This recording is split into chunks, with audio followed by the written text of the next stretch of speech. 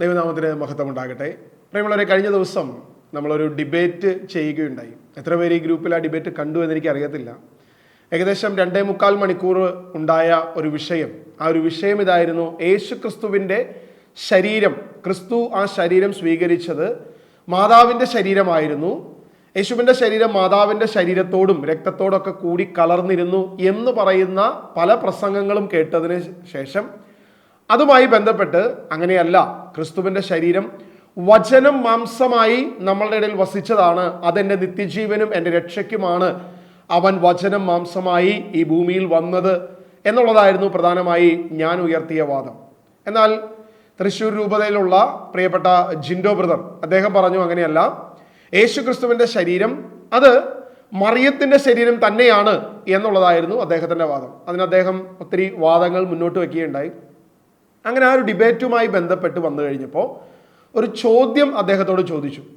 നമ്മളെ സംബന്ധിച്ച് 1 മിനിറ്റ് ചോദ്യം ചോദിക്കാനും 3 മിനിറ്റ് ഉത്തരം പറയാനും, വീണ്ടും ഒരു ഉപചോദ്യം, അതിനും 3 മിനിറ്റ് ഉത്തരം പറയാനും. പൊതുവേ 2 മിനിറ്റ് നമുക്ക് കിട്ടുമ്പോൾ 6 മിനിറ്റ് അല്ലെങ്കിൽ 7 മിനിറ്റോളം അദ്ദേഹത്തിന് ഉത്തരം പറയാനായിട്ട് ഈ ഒരു സമയം കിട്ടുന്നുണ്ട്. അപ്പോൾ ഈ ചോദ്യം എങ്ങനെയായിരുന്നു? അപ്പോൾ വിശുദ്ധ കുർബാനയിലുള്ള ശരീരം യേശുവിൻ്റെതാണോ മറിയത്തിൻ്റെതാണോ? എന്താണ് നമ്മൾ സ്വീകരിക്കുന്നത്? ഏതാണ് എനിക്ക് നിത്യജീവൻ നൽകുന്നത്? ഇതായിരുന്നു പ്രധാനപ്പെട്ട വിഷയം. ഇത് ചോദിച്ചത്, ആ ചോദ്യവും അദ്ദേഹം പറയുന്ന ഉത്തരവും നിങ്ങൾക്കൊന്ന് കേൾക്കാം. അതിനുശേഷം അതിനെക്കുറിച്ച് കുറച്ചുകൂടി വചനങ്ങൾ നമ്മളൊന്ന് വായിച്ച്, അതായത് 1 മിനിറ്റേ ചോദ്യത്തിനുള്ളൂ എന്നുള്ളത് കൊണ്ട് 1-2 വചനം കൂടെ നമ്മൾ അതിനോട് ചേർന്ന് വായിച്ചൊന്ന് ചിന്തിക്കുകയാണ്.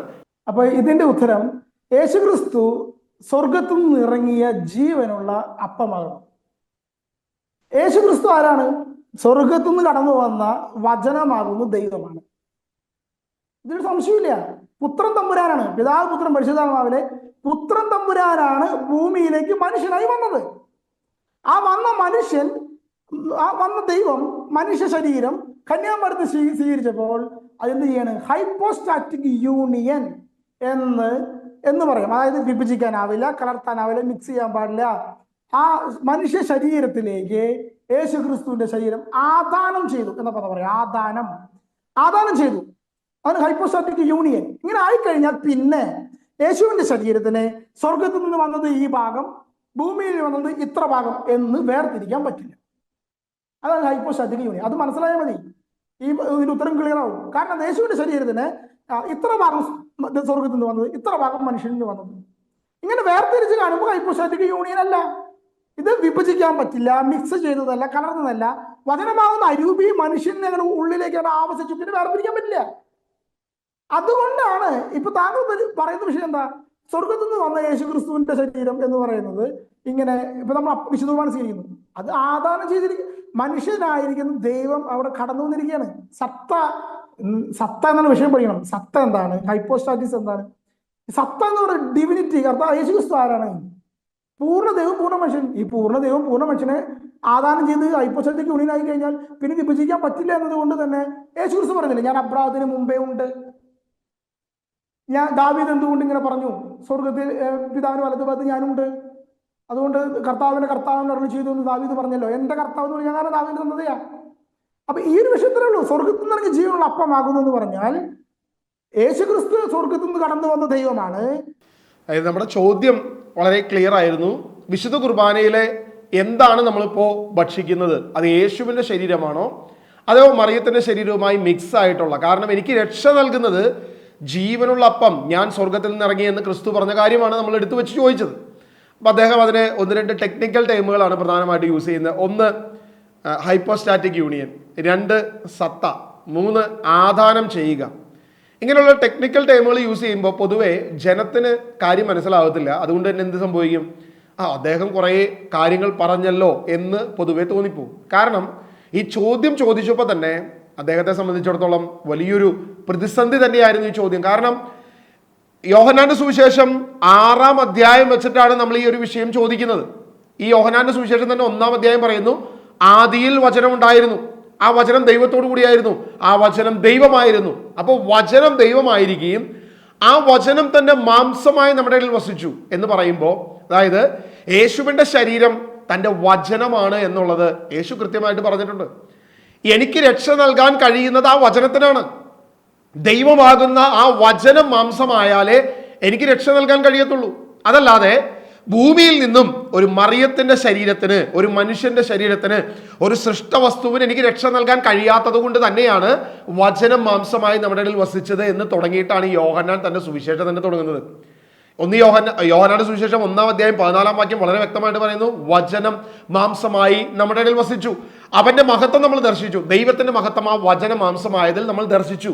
അപ്പൊ ഇതെല്ലാം പറയുമ്പോൾ യോഹന്നാൻ അത് വളരെ ക്ലിയർ ആക്കുക. അതിനുശേഷം യോഹന്നാന്റെ സുവിശേഷം 6-ാം അധ്യായത്തിലേക്ക് നമ്മൾ കടന്നു വരുമ്പോൾ വളരെ പ്രശസ്തമായ 1-2 കാര്യങ്ങൾ നമുക്കവിടെ കാണാൻ സാധിക്കും. 6-ാം അധ്യായത്തിന്റെ 31-ാം വാക്യം, അവിടുന്ന് അവർക്ക് ഭക്ഷിക്കുവാൻ സ്വർഗത്തിൽ നിന്ന് അപ്പം കൊടുത്തു എന്ന് എഴുതപ്പെട്ടിരിക്കുന്ന പോലെ ഞങ്ങളുടെ പിതാക്കന്മാർ മരുഭൂമിയിൽ വെച്ച് മന്ന ഭക്ഷിച്ചു. യേശു മറുപടി പറഞ്ഞു. അതായത് അവിടെ ഉണ്ടായിരുന്ന യഹൂദരെ യേശുവിനോട് ചോദിക്കുക, പണ്ട് മന്ന ഭക്ഷിച്ചത് സ്വർഗത്തിൽ നിന്നാണെന്ന് ഞങ്ങൾ വിശ്വസിക്കുന്നു, അതുപോലെ സ്വർഗത്തിൽ നിന്നും നിനക്ക് ഞങ്ങൾക്ക് തരാനുള്ള എന്താണ് നിന്റെ കയ്യിലുള്ളത്? ഈ ഒരു ചോദ്യത്തിന് യേശു മറുപടി കൊടുക്കുന്നത് വളരെ ദീർഘമായ ഒരു വിഷയമാണ്. അപ്പൊ യേശു അവിടെ മറുപടി കൊടുക്കുന്നത് 32-ാം വാക്യം. യേശു മറുപടി പറഞ്ഞു, സത്യം സത്യമായി ഞാൻ നിങ്ങളോട് പറയുന്നു, മോശയല്ല നിങ്ങൾക്ക് സ്വർഗത്തിൽ നിന്ന് അപ്പം തന്നത്, എൻ്റെ പിതാവാണ് സ്വർഗത്തിൽ നിന്ന് നിങ്ങൾക്ക് യഥാർത്ഥമായ അപ്പം തരുന്നത്. അപ്പൊ യേശു വ്യക്തമായിട്ട് പറയുക, യഥാർത്ഥമായ അപ്പം സ്വർഗത്തിൽ നിന്ന് തരുന്നത് എൻ്റെ പിതാവാണ്. അപ്പൊ ഈ അപ്പം എവിടെ നിന്നാണെന്നാണ് യേശു പറയുന്നത്? സ്വർഗത്തിൽ നിന്നാണ്. ഇനി ഈ അപ്പം എന്താണ് എന്നുകൂടെ യേശു പറയുന്നുണ്ട്. എന്നാൽ ദൈവത്തിന്റെ അപ്പം സ്വർഗത്തിൽ നിന്ന് ഇറങ്ങി വന്ന് ലോകത്തിന് ജീവൻ നൽകുന്നതാണ്. നിങ്ങൾക്ക് ജീവൻ നൽകാൻ സ്വർഗത്തിൽ നിന്ന് ഇറങ്ങിയ അപ്പത്തിനെ കഴിയത്തുള്ളൂ. ഭൂമിയിലെ അപ്പത്തിന് കഴിയത്തില്ല, ഭൂമിയിലെ ശരീരത്തിന് കഴിയത്തില്ല എന്ന് യേശു സ്പഷ്ടമായി ഇവിടെ തെളിയിക്കുക. അപ്പോ ശിഷ്യന്മാര് അല്ലെങ്കിൽ അവരുള്ളവര് യേശുവിനോട് പറഞ്ഞു, കർത്താവ് ഈ അപ്പം ഞങ്ങൾക്ക് എപ്പോഴും നൽകണമേ, എപ്പോഴും ഈ അപ്പം ഞങ്ങൾക്ക് നൽകണമേ എന്ന് പറയുക. 41-ാം വാക്യം നിങ്ങളൊന്ന് ശ്രദ്ധിച്ചേ, സ്വർഗത്തിൽ നിന്നും ഇറങ്ങിയ അപ്പം ഞാനാണ് എന്ന് അവൻ പറഞ്ഞതിനാൽ യഹൂദർ അവനെതിരെ പ്രതിപുറത്തു. അതായത് യഹൂദർക്ക് ശരിക്കും ഇടർച്ച ഉണ്ടാക്കി. ഇന്ന് പല കത്തോലിക്കർക്കും ഇടർച്ച ഉണ്ടാക്കുന്ന ഒരു വിഷയം ഇത് തന്നെയാണ്.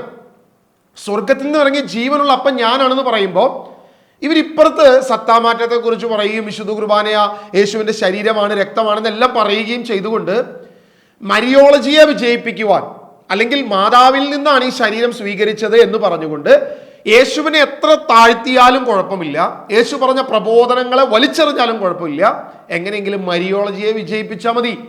ഇതാണ് ഇന്ന് ഇവരിൽ കാണുന്ന ഏറ്റവും വലിയ തെറ്റ്, ഏറ്റവും വലിയ പ്രശ്നം.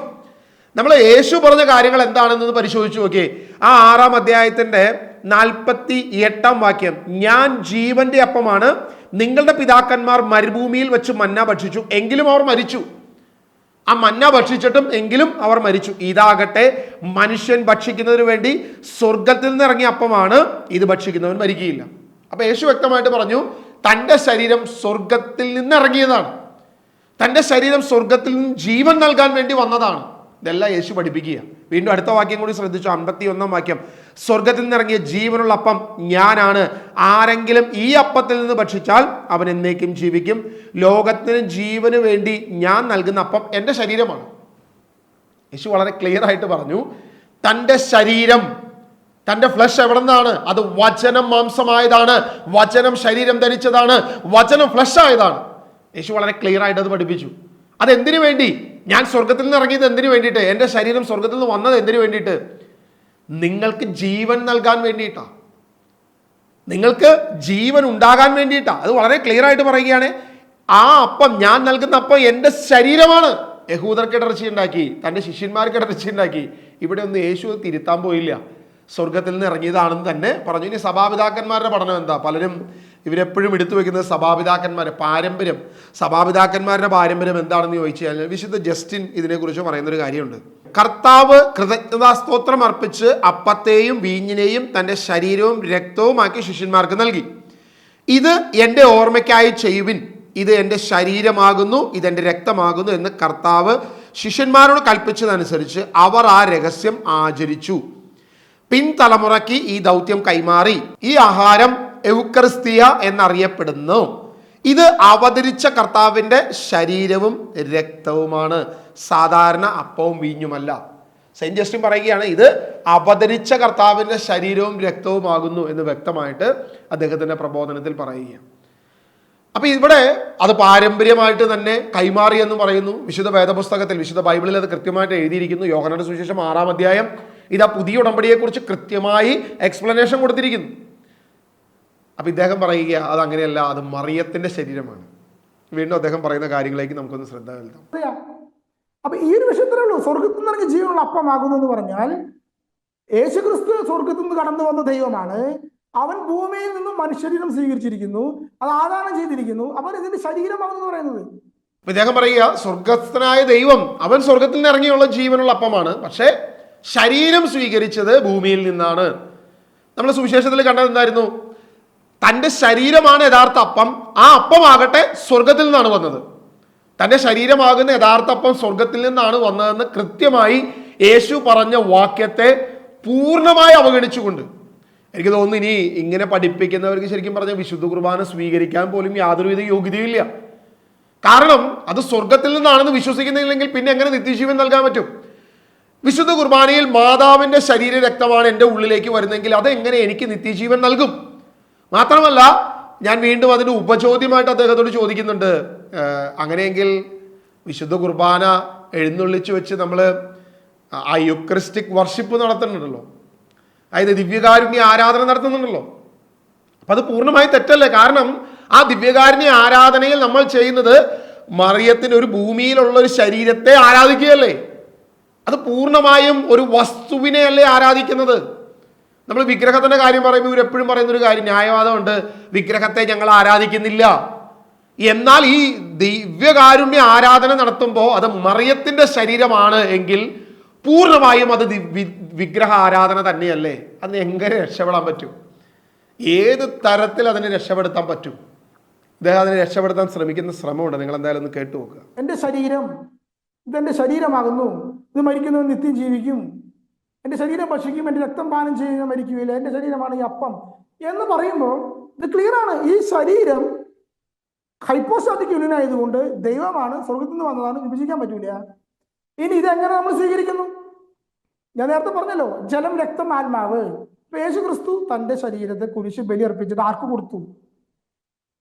പിതാവായ ദൈവത്തിന് സമർപ്പിച്ചു എന്നല്ല, പിതാവായ ദൈവത്തിന് കൊടുത്തിട്ട് ജനങ്ങൾക്ക് നമുക്ക് തന്നിരിക്കുന്നത് മാമോദീസ, സ്ഥൈര്യലേപനം, വിശുദ്ധ കുർബാന, ഇതാണ് പ്രാരംഭ കുദാശകള്. ഇതിലൂടെ നമുക്ക് ലഭിച്ചിരിക്കുകയാണ്. മാമോദീസ ലഭിക്കുന്നു, ജലം, രക്തം, ആത്മാവ്. ഇതാണ് യേശുവിന്റെ ആ ശരീരം പറയുന്നത്, ഹ്യൂമാനിറ്റിയാണ് പറയുന്നത്. സ്വർഗത്തിൽ നിന്ന് ഇറങ്ങി ജീവനുള്ള ദൈവം അതിൽ ആവസിച്ചത് കൊണ്ട് ഈ ശരീരം, ഈ രക്തം അത് നമുക്ക് ലഭിക്കുന്നത്. അതാണ് കുരിശുമരണത്തിന്റെ അടിസ്ഥാന തത്വം എന്ന് പറയുന്നത്. നമുക്ക് മാമോദീസയും സ്ഥൈര്യലേപനവും കുർബാനയും തരുന്നു. അല്ലാതെ പിതാവായ ദൈവത്തിന് സമർപ്പിച്ച് പിതാവിനെ പ്രസാദിപ്പിച്ചിട്ട് ആ പ്രസാദിപ്പിച്ച ഇതെന്ന് അങ്ങനെയല്ല, നമുക്കാണ് മനുഷ്യരെ തന്നിരിക്കുന്നത്. അപ്പൊ ഇത് മനസ്സിലാക്കുക, ഹൈപ്പോസ്റ്റാറ്റിക് യൂണിയൻ ആയതുകൊണ്ട് സ്വർഗത്തിൽ നിന്ന്, അതായത് മാമോദീസയെ കുറിച്ച് നമ്മൾ ചോദിച്ചില്ല, സ്ഥൈര്യലേപനത്തെ കുറിച്ച് ചോദിച്ചില്ല. ഇദ്ദേഹത്തിന് ഉത്തരവില്ലാതെ വരുമ്പോൾ ഇവിടെ എല്ലാം പോയി കറങ്ങുക, കുരിശുമരണത്തിന്റെ യാഥാർത്ഥ്യം ഇതാണ് എന്നൊക്കെ പറഞ്ഞിട്ട് ഇങ്ങനെ ഓടി നടക്കുക. കാരണം ചോദിച്ച ചോദ്യം വളരെ ക്ലിയർ ആണ്, അതിന് ഉത്തരം നൽകാൻ പറ്റത്തില്ല എന്നുള്ളത് കൊണ്ട് കറങ്ങിത്തിരിഞ്ഞ് പല കാര്യങ്ങളിലേക്കും പല ആശയങ്ങളിലേക്കും പോവുക എന്നല്ലാതെ വേറെ വഴിയില്ല. അവിടെയാണ് നമ്മളൊരു ഉപചോദ്യം കൂടി ചോദിക്കുന്നത്. ഇറങ്ങി എന്ന് തന്നെ പറയണം. വചനമാകുന്ന ദൈവമാണ് വന്നിരിക്കുന്നത്, ഭൂമിയിലെ ശരീരത്തെ സ്വീകരിച്ച് ആദാനം ചെയ്തതുകൊണ്ട് വിഭജിച്ച് പറയാൻ സാധ്യമല്ല. അതുകൊണ്ട് എൻ്റെ ശരീരം, എൻ്റെ രക്തം എന്ന് പറയുന്ന യേശുവിന്റെ ശരീരവും യേശുവിന്റെ രക്തം, അതായത് ജഡം എന്ന് പറയുന്നത് ദൈവവുമായി ചേർന്ന് പോയിരിക്കുകയാണ്. അതാണ് കുരിശിന് മരിക്കുന്നതും, അതാണ് നമുക്ക്. ഓക്കെ, അതായത് ഇത് ചേർന്നിരിക്കുകയാണ് ഹൈപ്പോസ്റ്റാറ്റിക് യൂണിയനിൽ. ഇനി അത് സെപ്പറേറ്റ് ചെയ്യാൻ പറ്റത്തില്ല. അല്ല, ഞാൻ പറഞ്ഞില്ല സെപ്പറേറ്റ് ചെയ്യാനായിട്ട്. സെപ്പറേറ്റ് ചെയ്യുമോ എന്നൊന്നുമല്ല നമ്മുടെ ചോദ്യം. നമ്മുടെ ചോദ്യം വളരെ ക്ലിയർ ആയിരുന്നു. ഈ വിശുദ്ധ കുർബാനയിൽ ഞാൻ സ്വീകരിക്കുന്നത് യേശുവിന്റെ ശരീര രക്തമാണെങ്കിൽ എനിക്ക് രക്ഷ നൽകത്തുള്ളൂ. ആ യേശുവിന്റെ ശരീരം സ്വർഗത്തിൽ നിന്നുള്ള അപ്പമാണെങ്കിൽ എനിക്ക് രക്ഷ നൽകുള്ളൂ. ഇവിടെയുള്ള കോൺവെർസേഷൻ നിങ്ങൾ ശ്രദ്ധിക്കുക, യഹൂദരുമായിട്ടുള്ള കോൺവെർസേഷൻ. മന്ന വരെ കൊണ്ടുവന്നു പഴയ നിയമത്തിലെ. ആ മന്നായുമായി ബന്ധപ്പെട്ട് കൃത്യമായി യേശു പറഞ്ഞു, ഇത് സ്വർഗത്തിൽ നിന്ന് ഇറങ്ങിയ ജീവനുള്ള അപ്പം, തൻ്റെ ശരീരം യഥാർത്ഥ ഭക്ഷണം, തൻ്റെ ശരീരം യഥാർത്ഥമാണ്. വീണ്ടും അതിൻ്റെ യോഹന്നാന്റെ സുവിശേഷം 6:55, എന്തെന്നാൽ എൻ്റെ ശരീരം യഥാർത്ഥ ഭക്ഷണമാണ്, എൻ്റെ രക്തം യഥാർത്ഥ പാനീയവുമാണ്. യേശു വളരെ ക്ലിയർ ആയിട്ട് പഠിപ്പിച്ചു, എൻ്റെ ശരീരമാണ് ഈ അപ്പം, ആ അപ്പമാകട്ടെ സ്വർഗത്തിൽ നിന്ന് വന്നതാണ്. അപ്പൊ ഇവര് എന്തർത്ഥത്തിലാണ് ഇവർക്ക് പറയാൻ പറ്റുക? അല്ല, അത് മറിയത്തിൽ നിന്ന് സ്വീകരിച്ചതാണെന്ന്. എന്തായാലും ആ ചോദ്യത്തിൽ കിടന്ന് ഉരുളുന്നത് നിങ്ങൾക്ക് കാണാൻ പറ്റുമല്ലോ. അതായത് യേശു വ്യക്തമായിട്ട് പറഞ്ഞു, ഞാൻ സ്വർഗത്തിൽ നിന്നിറങ്ങിയ ജീവനുള്ള അപ്പമാണ് എന്ന് പറഞ്ഞു. ഇപ്പോൾ പെന്തക്കോസ്തക്കാരാണ് ഈ ഒരു മറുപടി പറയണമെങ്കിൽ കുറച്ചുകൂടി കൺവിൻസ്ഡ് ആണ്. കാരണം സത്താമാറ്റമൊന്നും പറയാത്തവളാണ്, അവർക്ക് അതിനെക്കുറിച്ച് യാതൊരു വിശ്വാസവും ഇല്ല. പക്ഷേ കത്തോലിക്ക സഭയുടെ ആ ഔദ്യോഗികമായിട്ട് തലത്തിലിരുന്നു കൊണ്ടാണ്, അല്ലെങ്കിൽ ആ രീതിയിലാണ് ജിൻഡോ ബ്രദർ പറയുന്നത്. എന്തുവാട്ടെ, വീണ്ടും യോഹന്നാന്റെ സുവിശേഷത്തിൽ തന്നെ 55:6-55 എൻ്റെ ശരീരം യഥാർത്ഥ ഭക്ഷണമാണ്, എൻ്റെ രക്തം യഥാർത്ഥ പാനീയമാണ്. യേശു വളരെ ക്ലിയർ ആയിട്ട് പറഞ്ഞു എൻ്റെ ശരീരം യഥാർത്ഥ ഭക്ഷണമാണ്, സ്വർഗത്തിൽ നിന്നാണ്. അപ്പം തൻ്റെ ശരീരത്തെക്കുറിച്ച് വളരെ ക്ലിയറായി യേശു പറഞ്ഞു സ്വർഗത്തിൽ നിന്ന് ഇറങ്ങിയ ജീവനുള്ള. അപ്പോൾ അത് മന്ന ഭക്ഷിച്ച കാര്യവും യഹൂദരുടെ വിഷയമൊക്കെ പറഞ്ഞിട്ടാണ് താഴോട്ട് പറയുന്നത്. ഇതൊന്നും ചോദ്യത്തിൽ ഉൾപ്പെടുത്താനുള്ള സമയമില്ലാത്തതുകൊണ്ടാണ് ഞാൻ പെട്ടെന്ന് പറഞ്ഞു പോകുന്നത്. അപ്പോൾ ക്രിസ്തു പറഞ്ഞതിൽ നിന്നും വിപരീതമായി നമ്മൾ പറയുമ്പോൾ ദിവ്യകാരുണ്യ ആരാധന നമ്മൾ ചെയ്യുന്നുണ്ട്. ദിവ്യകാരുണ്യ ആരാധന അർലിക്കയുടെ അകത്ത് വെക്കുന്നുണ്ട്. അപ്പോൾ ഈ അർലിക്കയുടെ അകത്ത് ദിവ്യകാരുണ്യ ആരാധന വെക്കുമ്പോൾ ആ ശരീരം ക്രിസ്തുവിൻ്റെ ശരീരം തന്നെയാണെന്നുള്ളതാണ് കത്തോലിക്ക സഭ വിശ്വസിക്കുന്നത്. അതായത് സത്താമാറ്റത്തിലൂടെ അത് യേശുവിൻ്റെ ശരീരം തന്നെയാണെന്ന് പറയുന്നു. യേശു പറഞ്ഞത് യഥാർത്ഥ ഭക്ഷണമാണെന്നും പറഞ്ഞു, യഥാർത്ഥ ശരീരമാണെന്നും യേശു പറഞ്ഞിട്ടുണ്ട്. നിങ്ങൾ പറയുന്നത് മാതാവിൻ്റെ ശരീരവുമായി കലർന്ന, അല്ലെങ്കിൽ മാതാവിൽ നിന്നാണ് ആ ശരീരം സ്വീകരിച്ചത്. അപ്പോൾ ഭൂമിയിൽ നിന്നുള്ള ഒരു ഹ്യൂമൻ ഫ്ലഷ് ആണ് എങ്കിൽ യേശു സ്വർഗത്തിൽ നിന്നാണെന്ന് പറയുമ്പോൾ നമ്മൾ യഥാർത്ഥത്തിൽ ഇൻഡയറക്റ്റ് ആയിട്ട് അവിടെ മാതാവിനെ ആരാധിക്കുന്നു, മനുഷ്യ ശരീരത്തെ ആരാധിക്കുന്നു. ഇതെല്ലാം അവിടെ സംഭവിക്കുന്നത്. അപ്പം അങ്ങനെയാണെങ്കിൽ ദിവ്യകാരുണ്യ ആരാധന എങ്ങനെ പോസിബിൾ ആകും? കാരണം രണ്ട് പ്രശ്നമുണ്ട്. ഒന്ന്, ദൈവത്തിൻ്റെ ആ ശരീരം, ക്രിസ്തുവിൻ്റെ ആ ശരീരം സ്വർഗത്തിൽ നിന്നാണ് യേശു പറയുമ്പോൾ അതിനെ നമ്മൾ വളച്ചൊടിച്ചിട്ടാണ് പറയുന്നത്. അല്ല, മാതാവിൽ നിന്നാണ് ആ ശരീരം എന്ന് പറയുമ്പോൾ ആ മാതാവിൻ്റെ ഫ്ലഷിനെ കൂടിയല്ലേ നമ്മൾ ആരാധിക്കുന്നത്? അല്ലെങ്കിൽ ആ മാതാവിൽ നിന്നെടുത്ത ഹ്യൂമൻ ഫ്ലഷിൻ്റെ ആ ഒരു തലത്തെയാണോ നമ്മൾ ആരാധിക്കുന്നത്? അപ്പോൾ മാതാവിനെ ആരാധിക്കുന്നുണ്ടോ എന്നുള്ളത് കൂടെ ജിൻഡോ ബ്രദർ വ്യക്തമാക്കുക. ഓക്കെ, ഉത്തരം മാതാവിനെ ആരാധിക്കുന്നില്ല. അതാണ് ഫസ്റ്റ് പോയിന്റ്. അദ്ദേഹത്തിന് കാര്യം മനസ്സിലായി വളരെ ക്ലിയർ ആയിട്ട്. കാരണം ഈ ഒരു ആശയം പറഞ്ഞാൽ അത് മാതാവിനെ ആരാധിക്കുന്നു എന്നതിലേക്ക് എത്തും എന്ന് 100% ഉറപ്പുള്ളതുകൊണ്ട് അദ്ദേഹം ആദ്യം പറയുക മാതാവിനെ ആരാധിക്കുന്നില്ല. ഇനി അതെന്തുകൊണ്ട് എന്ന് അദ്ദേഹത്തിന് പറയാൻ കഴിയുമോ എന്നുള്ളത് കൂടെ നമുക്കൊന്ന് ശ്രദ്ധിക്കാം. മാതാവിനെ ആരാധിക്കുന്നില്ല, മാതാവ് ആരാധനയ്ക്ക് യോഗ്യയല്ല. ആദ്യമേ ക്ലിയർ ആണ്, ക്രിസ്തു ക്ലിയർ ആയിട്ടാണ് പറയുന്നത്. മാതാവിനെ ആരാധിക്കുന്നില്ല, ആരാധനയ്ക്ക് അർഹയുമല്ല. മാതാവിന്റെ ശരീരവും യേശുവിന്റെ ശരീരവും, താങ്കൾ ഡസ്റ്റിന്റെ ശരീരം ഡസ്റ്റിന്റെ അമ്മയുടെ ശരീരമാണോ? അമ്മയ്ക്ക് വേറെ ശരീരമുണ്ട്, ഡസ്റ്റിന് വേറെ ശരീരമുണ്ട്. ആദ്യം മനസ്സിലാക്കുക. അപ്പൊ അമ്മയുടെ ശരീരം അല്ല ഡസ്റ്റിന്റെ ശരീരം. ശരീരം ആദ്യത്തെ കോശം എടുത്തേ ഉള്ളൂ. ഇത് ഡസ്റ്റിന്റെ ശരീരമല്ല, അതിന്റെ ഇൻഡിവിജ്വാലിറ്റിയിലാണ് വരുന്നത്. ആ ഇൻഡിവിജ്വാലിറ്റി കറക്റ്റ് ആയിട്ട് ശരീരത്തിനുണ്ട്. നമ്മളെല്ലാ മനുഷ്യന്മാരും അങ്ങനെ തന്നെയല്ലേ. ഒന്ന്, അദ്ദേഹം പറയുന്നത് അമ്മയുടെ ശരീരവും മകന്റെ ശരീരവും തമ്മിൽ വ്യത്യാസമുണ്ട്. യാതൊരു വിധത്തിലും അതൊന്നല്ല, അത് രണ്ടാണ്. അപ്പൊ അതുകൊണ്ട് നമ്മൾ എന്ത് ചെയ്യുന്നില്ല? മാതാവിനെ ആരാധിക്കുന്നില്ല. അപ്പൊ ഇത് തന്നെയാണല്ലോ നമ്മൾ ഇത്ര നേരം ചോദിച്ച വിഷയം. യേശുവിന്റെ ശരീരം മാതാവിന്റെ ശരീരവുമായി എന്ത് ബന്ധം? അപ്പൊ പറഞ്ഞു കോശമെടുത്തു. നിങ്ങൾ ശ്രദ്ധിച്ചു നോക്കുക, സയന്റിഫിക്കലി ഈ ഒരു കാര്യത്തെക്കുറിച്ച് വെറുതെ ഏത് കൊച്ചു കുഞ്ഞിനും ചിന്തിക്കാവുന്ന കാര്യമുള്ള ഒരു കോശമെടുത്തു. അപ്പോൾ യേശു പൂർണ്ണ മനുഷ്യനാണെന്ന് പറയുന്നു. ഈ പൂർണ്ണ മനുഷ്യനാകാൻ എന്ത് ചെയ്തു? മാതാവിൽ നിന്ന് കോശങ്ങൾ എടുത്തു. സ്വാഭാവികമായി 23 ക്രോമോസോൺ പിതാവിൽ നിന്നും 23 ക്രോമോസോൺ മാതാവിൽ നിന്നും വരണം. എന്നാൽ മാത്രമേ ഒരു പുതിയ ശരീരം ഈ കോശത്തിൽ നിന്നാണ് വരുന്നതെങ്കിൽ ഒരു പൂർണ്ണ മനുഷ്യ ശരീരം വരത്തുള്ളൂ. ഇവിടെ മാതാവിൽ നിന്ന് മാത്രമുള്ള 23 ക്രോമോസോൺസ് മാത്രമേ ഉള്ളൂ എന്ന് നമ്മൾ പറയുകയാണ്. അങ്ങനെയാണെങ്കിൽ യേശു എന്താണ് എന്നുള്ളത് ഇവിടെ പറയണം. കാരണം പകുതി മനുഷ്യനും പകുതി ദൈവമായിരിക്കും. ഒരിക്കലും പൂർണ്ണ മനുഷ്യനും പൂർണ്ണ ദൈവവും ആകാൻ പറ്റത്തില്ല. കാരണം കോശം പകുതിയേ എടുത്തിട്ടുള്ളൂ. എങ്ങനെ അത് പൂർണ്ണ മനുഷ്യനായി മാറും? യാതൊരു വിധത്തിൽ അത് പൂർണ്ണ മനുഷ്യനാകാൻ പറ്റത്തില്ല. സഭ പഠിപ്പിക്കുന്നത് യേശു പൂർണ്ണ മനുഷ്യനാണെന്നുള്ളതാണ്. നമ്മൾ ഉൽപ്പത്തി പുസ്തകം 6-ാം അധ്യായത്തിൽ വളരെ ക്ലിയർ ആയിട്ട് കാണുന്നുണ്ട്. അവിടെ ദൈവദൂതന്മാർ ഇറങ്ങി വന്ന് മനുഷ്യ സ്ത്രീകളുമായി ഒരുമിച്ച് ചേർന്നു. അവിടെ ഉണ്ടായത് നെഫ്ലിംസ് ആണ്, ഒരിക്കലും മനുഷ്യനല്ല, ഒരു പൂർണ്ണ മനുഷ്യനല്ല. അധികായന്മാരെന്ന് മലയാളത്തിൽ പറയുന്ന, അല്ലെങ്കിൽ ഒരു ഭീകരന്മാരോ രാക്ഷസന്മാരോ പോലെയുള്ള നെഫ്ലിംസ് ആണ് അവിടെ ഉണ്ടായത്. യാതൊരു വിധത്തിലും ഒരു പൂർണ്ണ മനുഷ്യനായതിനെ കണക്കൂട്ടാൻ പറ്റത്തില്ല. അപ്പൊ ഒരു ദൈവദൂതൻ ഇറങ്ങി വന്ന അവസ്ഥ ഇതാണെങ്കിൽ ദൈവത്തിൽ നിന്നാകുമ്പോൾ എങ്ങനെ ഇത് പൂർണ്ണ മനുഷ്യനാകാൻ പറ്റും? മാതാവിന്റെ കോശം എടുത്താൽ യാതൊരു വിധത്തിലും സാധിക്കത്തില്ല. ഇവർ ഈ പറയുന്ന ഈ ഒരു കാര്യം ഒരു വിധത്തിലും പറ്റത്തില്ല. ഇവിടെ ദൈവം ചെയ്ത പ്രവൃത്തിയാണ്. ദൈവത്തിന്റെ വചനം തന്നെ മാംസമായി മാറി എന്നുള്ളത്. ആ മാംസമാണ് നമ്മുടെ ഇടയിൽ വസിച്ചതെന്ന് അപ്പസ്തോലന്മാർ പറയുമ്പോൾ അങ്ങനെയല്ല, മാതാവിൽ നിന്ന് കോശമെടുത്തു. ഒരു വചനം കാണിച്ചാൽ മാതാവിൽ നിന്ന് കോശമെടുത്തു. നിങ്ങൾക്ക് നടക്കത്തില്ല. മാതാവിൽ നിന്ന് കോശം എടുത്തു കഴിഞ്ഞാൽ ഒരിക്കലും ഒരു പൂർണ്ണ മനുഷ്യൻ ഈ ഭൂമിയിൽ വരത്തില്ല. യേശു ക്രിസ്തു അപ്പോൾ പൂർണ്ണ മനുഷ്യനല്ല എന്ന് പഠിപ്പിക്കുന്ന ഹെരസിയാണ് നിങ്ങൾ ഈ പറയുന്നത്. കോശമെടുക്കാൻ സാധിക്കത്തില്ല എന്നുള്ളത് വളരെ ക്ലിയർ ആണ്. അങ്ങനെ എടുത്താൽ ഒന്നെങ്കിൽ രാക്ഷസനോ നെഫ്ലിംസോ ഏതെങ്കിലും സംഭവമായിരിക്കും ഇവിടെ വരാൻ പോകുന്നത്, അല്ലെങ്കിൽ പകുതി മനുഷ്യനും പകുതി ദൈവവുമായിട്ടുള്ള ഒരു പൂർണ്ണമായിട്ടുള്ളൊരു സൃഷ്ടിയല്ല ഇവിടെ വരാൻ പോകുന്നത്, അല്ലെങ്കിൽ പൂർണ്ണതയില്ലാത്ത എന്തോ ഒന്നായിരിക്കും ഇവിടെ എന്നുള്ളതാണ് നിങ്ങൾ ഈ പഠിപ്പിക്കുന്നത്. ഇത് തന്നെ ഒരു ഇന്റർനാഷണൽ ഹെരസിയാണ് എന്നുള്ളത് ജിൻഡോ ബ്രദർ മനസ്സിലാക്കുക. രണ്ടാമതാണ് പറഞ്ഞ സത്താമാറ്റം. യേശു ക്രിസ്തുവിന്റെ ശരീരത്തെ പറ്റി പറയുമ്പോൾ നമ്മൾ ആദ്യം മനസ്സിലാക്കും, യേശു ജഡം സ്വീകരിച്ച ഒരു ശരീരം. ആ ജഡം സ്വീകരിച്ച ശരീരത്തെ തന്നെ സ്വർഗീയ ശരീരമാക്കി രൂപാന്തരപ്പെടുത്തുന്നു. ഇന്ന് സ്വർഗത്തിൽ പിതാവിന്റെ വലതുഭാഗത്ത് ഉപവിഷ്ടനായിരിക്കുന്നത്. യോഹന്നാന്റെ ലേഖനം 1 യോഹന്നാൻ 3:2 പറയുന്ന, നമ്മൾ സ്വർഗത്തിൽ ചെല്ലുമ്പോൾ കാണപ്പെടുന്ന ദൈവം ഒരു മനുഷ്യരൂപത്തിലാണ്, കസേരയിട്ടിരിക്കുന്ന ദൈവം മനുഷ്യരൂപത്തിലാണ് യേശു ക്രിസ്തു. അത് ഈ സ്വർഗീയ ശരീരമാണ്. നമ്പർ 2, ഇനി എന്താണ് സത്താമാറ്റം? അത് മനസ്സിലാക്കണം. അതായത് യേശു ക്രിസ്തു വിശുദ്ധ കുർബാനയില് അപ്പം എന്ന് പറയുന്ന മനുഷ്യനിർമ്മിതമായ ഒരു വസ്തു, അപ്പം. ഈ അപ്പത്തിന്റെ അതിനെ ഹൈപ്പോസ്റ്റാസിസ്, അതായത് ആഗന്തുകൾ അപ്പത്തിന്റെ രൂപത്തിലാണ്. അതിൽ കടന്നു വന്നിരിക്കുന്ന സത്ത, അത് യേശു ക്രിസ്തുവാണ്. അതാണ് സത്താമാറ്റം. അതായത് അപ്പത്തിന്റെ സത്ത നീങ്ങിപ്പോയി, അതിലേക്ക് യേശു ക്രിസ്തു കടന്നു. ഇതിനെ പറയുന്ന പേര് സത്താമാറ്റം. പക്ഷെ ആഗന്ത് എന്താണ്? യേശുവിന്റെ ഹ്യൂമൻ ബോഡി അല്ല, അപ്പം. അതാണ് ആഗന്ത്. അതായത് കാണപ്പെടുന്ന ശരീരം ഇത് പറയുന്ന അപ്പമാണ്, കാണാലോ. പക്ഷെ അതിനുള്ളിലുള്ള സത്ത മാറിയിരിക്കുന്നു. യേശുവിന്റെ 3ാമത്തെ ശരീരം അപ്പം.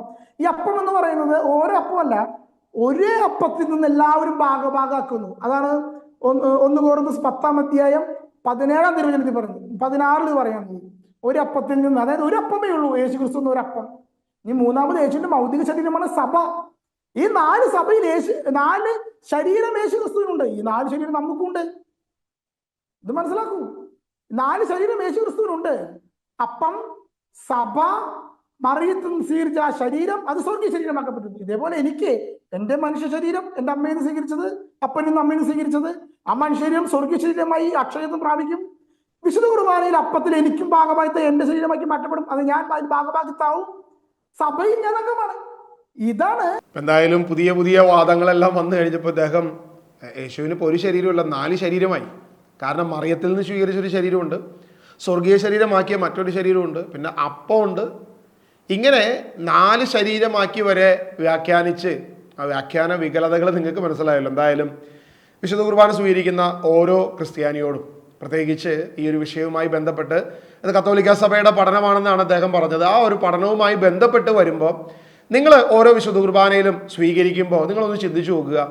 നിങ്ങൾ സ്വീകരിക്കുന്നത് ഈ ഭൂമിയിലെ ഒരു മറിയത്തിൻ്റെ ശരീരമാണ് നിങ്ങൾ സ്വീകരിക്കുന്നതെങ്കിൽ ആ ശരീരത്തിന് നിങ്ങൾക്ക് എങ്ങനെ നിത്യജീവൻ പകരാൻ കഴിയും? നിങ്ങൾക്ക് എങ്ങനെ ജീവൻ നൽകാൻ കഴിയും? എന്നാൽ ക്രിസ്തു പറഞ്ഞു, നിങ്ങളുടെ പിതാക്കന്മാർ മന്ന ഭക്ഷിച്ചു എങ്കിലും മരിച്ചു. അപ്പൊ മറിയത്തിന്റെ ശരീരമാണ് നിങ്ങൾ ഭക്ഷിക്കുന്നെങ്കിൽ നിങ്ങൾ മരിക്കും തീർച്ചയായിട്ടും. യാതൊരു വിധത്തിലും നിങ്ങൾക്ക് നിത്യജീവൻ ഉണ്ടാകത്തില്ല. എന്നാൽ യേശു പറഞ്ഞു, ഞാൻ ജീവനുള്ള അപ്പം സ്വർഗത്തിൽ നിന്നും ഇറങ്ങിയതാണ്. എൻ്റെ ശരീരം ഭക്ഷിക്കുകയും എൻ്റെ രക്തം പാനം ചെയ്യുകയും ചെയ്യുന്നവൻ എന്നേക്കും ജീവിക്കും.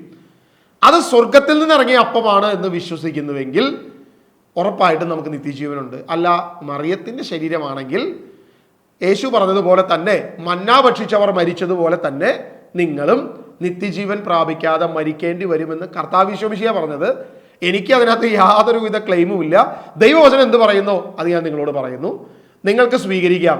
ഇന്ന് ഓരോ വിശുദ്ധ കുർബാനയിലും നമ്മൾ സ്വീകരിക്കുന്നത്, അല്ലെങ്കിൽ ദിവ്യകാരുണ്യ ആരാധന എന്ന് പറഞ്ഞ് നിങ്ങൾ ആരാധിക്കുന്ന ഈ അരളിക്കയിൽ വെച്ച് ആരാധിക്കുന്നത് മനുഷ്യ ശരീരത്തെയാണോ എന്ന് നിങ്ങൾ ചിന്തിച്ചു നോക്കുക. സ്വാഭാവികമായും ആ ഒരു വിഷയം ഞാൻ നിങ്ങൾക്ക് വിട്ടുതരികയാണ്.